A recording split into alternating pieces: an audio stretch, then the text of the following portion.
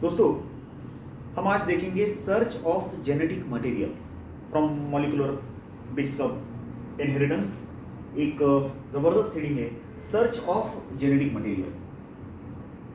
Search of genetic material इसका मतलब होता है कि मेंडेल का फैक्टर या फिर जॉनसन का जीन कौन से बायोमोलिक्यूल पे है।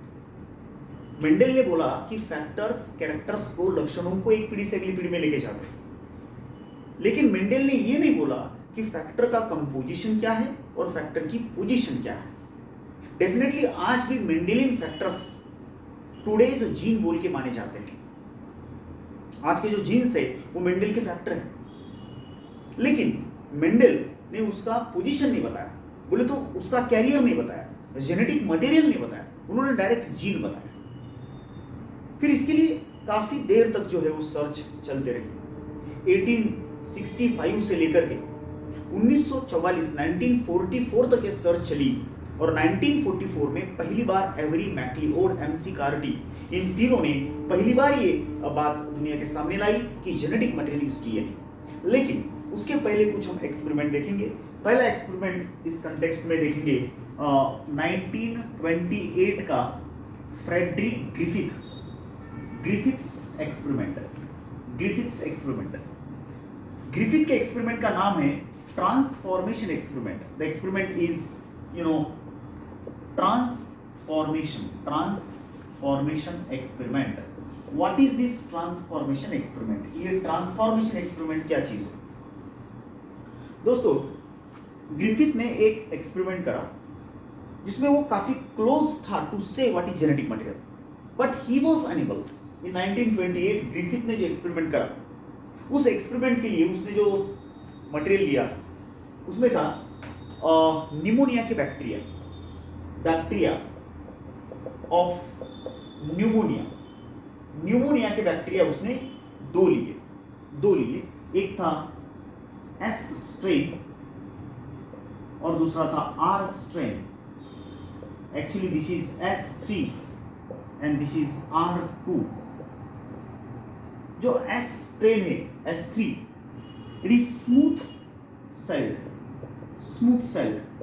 that is capsulated bacteria, and this is rough celled that is non-capsulated bacteria। इसका सीधा मतलब है कि जो S3 है इसके ऊपर there is the covering of you can say the capsule। इसके ऊपर एक कवरिंग है, ग्लाइकोकैलिक्स हम उसको बोलते, बैक्टीरिया के सेल वॉल के ऊपर रहता है। तो ये S3 जो है वो इस तरह से कैप्सुलेटेड है। दिस इज कैप्सुलेटेड बैक्टीरिया और ये उसका सेल वॉल है, ये न्यूक्लियस है, और ये जो है वो रफ सेल्ड मतलब इसके ऊपर कैप्सूल नहीं है। दोस्तों, इन दो बैक्टीरिया में से जो S3 बैक्टीरिया है वो वायरुलेंट है, is virulent and this is avirulent. इसका मतलब क्या हुआ कि अगर निमोनिया का ये बैक्टीरिया, ये जात किसी के अंदर जाती है, मैमल के अंदर जाती है, तो इससे कोई निमोनिया नहीं होता, लेकिन इससे निमोनिया होता है, और अगर ये जाता है तो इससे निमोनिया नहीं होता है। R2 is non virulent, it is avirulent. Avirulent कौन है? Non capsulated. रफ स्ट्रेन जो है, R2 जो है, जो रफ है, जिसके ऊपर कैप्सूल नहीं है, इससे बीमारी नहीं होती, जबकि इससे बीमारी होती है, ये वायरुलेंट है। वायरुलेंट का मतलब वायरस नहीं, बीमारी करने वाला। नॉन वायरुलेंट, एवायरुलेंट का मतलब क्या है? बीमारी नहीं करने वाला। उसके साथ उसने और एक चीज ली, वो था माइस, माने चूहा, छोटा रैट, चूहा। अब उसने क्या करा, एक्सपेरिमेंट के अंदर पहले उसने S3 का इंजेक्शन माइस को दिया।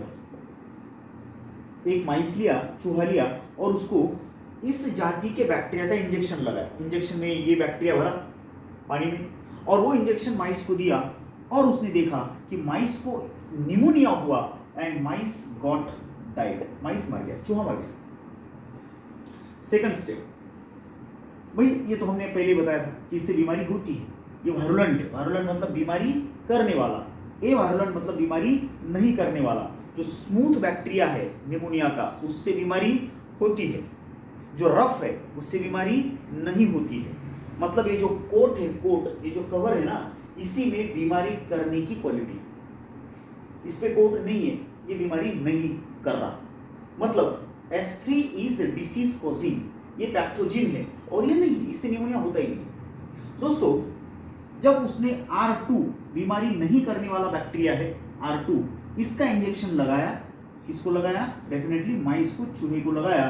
दोस्तों चूहे को निमोनिया नहीं हुआ, mice not died, mice is alive, not died, it is alive, not dead, ये नहीं माना, सीधी बात।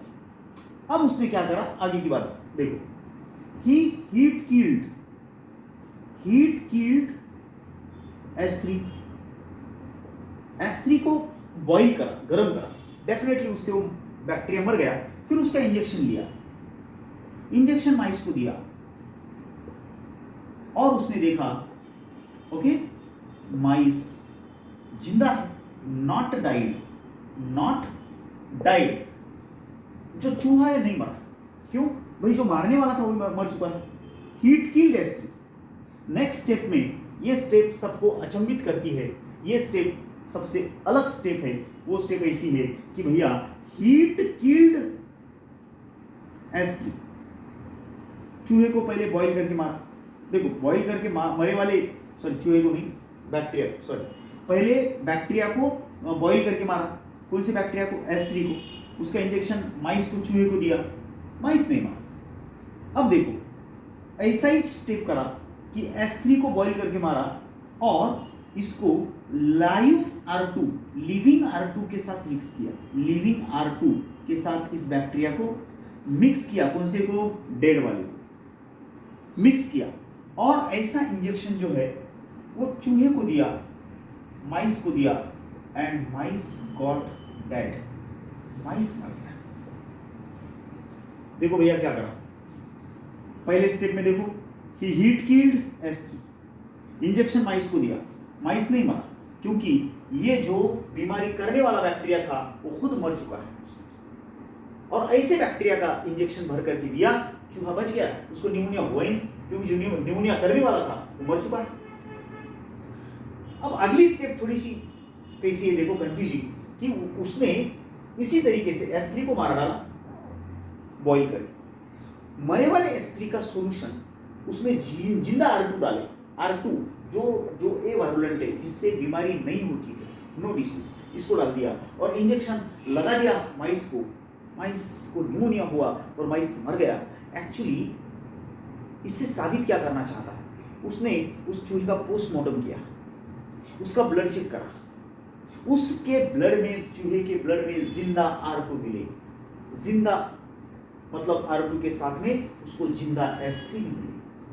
भैया जो S3 थे वो मर चुके थे, हीट किल्ड। फिर चूहे के बॉडी में S3 जिंदा कैसे हुए? ये जिंदा थे, इट्स ओके, लेकिन ये भी जिंदा मिले, ये कैसे हुआ? दोस्तों एक्चुअली उसने जो बात बोली उसी का नाम ट्रांसफॉर्मेशन है। उसने बोला कि जो है ना R2 transformed into S3, R2 कुछ R2 S3 बने हैं। एक्चुअली मरे वाले S3 जिंदा नहीं हुए, बल्कि जो R2 थे वो R2 actually converted into S3, R2 ही S3 में कन्वर्ट हो गए। कैसे हो गए? उसने बोला कुछ तो active principal, something active principal must have transferred from this dead S3 से कुछ तो एक्टिव प्रिंसिपल R2 में ट्रांसफर हुआ और R2 converted to S3 again. दोस्तों बात ध्यान से सुनो, S3 मर चुका है, इस मरे वाले S3 के सॉल्यूशन के अंदर R2 डाला, R2 के लिए सारे पोषक तत्व वहां है, R2 मल्टीप्लाई हो रहा, वो डिवाइड हो रहा, वो कॉपीज बना रहा, और उसने कुछ तो ऐसी चीज, ऐसा मटेरियल इस डेड S3 से उठाया कि जिसकी वजह से उसका रूपांतर S3 में हुआ। ये कैप्सूल वाला लक्षण जिस टुकड़े में था वो टुकड़ा शायद इसने उठा लिया और इसको भी कैप्सूल आ गया, ये नॉन कैप्सूलेटेड बना, ये नॉन वायरुलेंट जो है ऐसा वायरुलेंट बना बीमारी नहीं करने वाला जो है बीमारी करने वाले में कन्वर्ट हुआ, यही है ट्रांसफॉर्मेशन।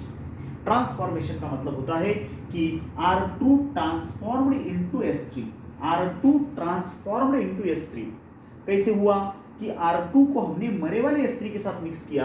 अब मरे वाले S3 की कौन सी चीज R2 में घुसी जिसकी वजह से R2 कन्वर्टेड टू S3 दोनों।